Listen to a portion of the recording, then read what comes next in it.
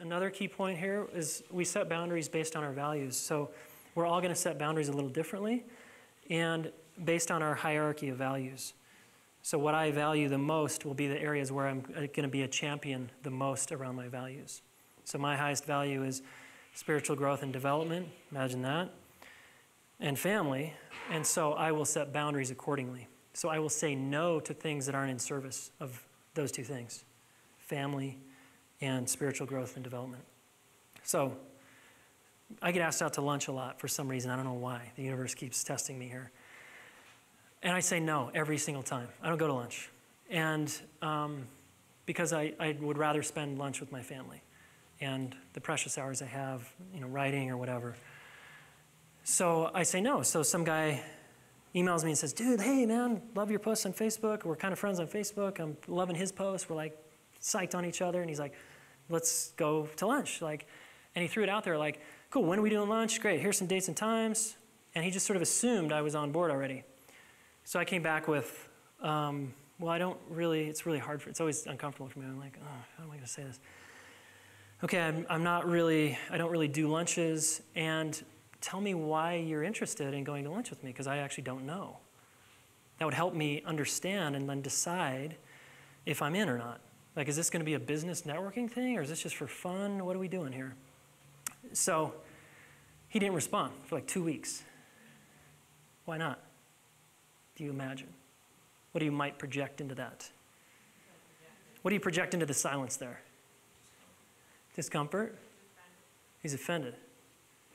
Which is precisely what he emailed me when I finally emailed him back, which I didn't need to do, but I actually liked this guy. So I was like, hello, what's up, dude? Didn't you want to go to lunch or something? Do you want to follow through with the email thread here?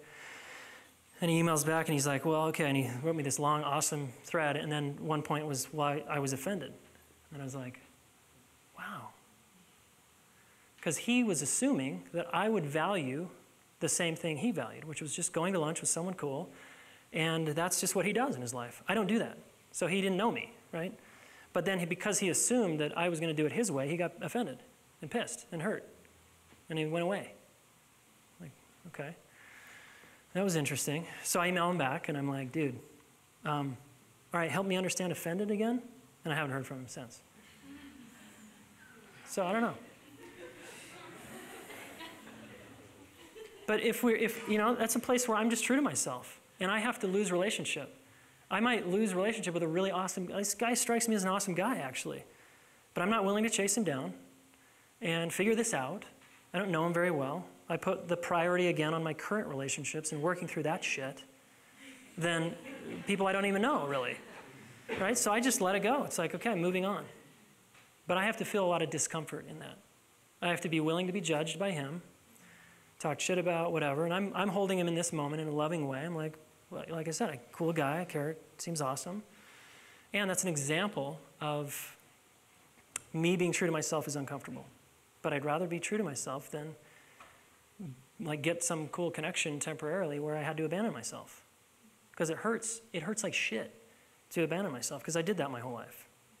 And I'm a no to that. So, I walk these lines.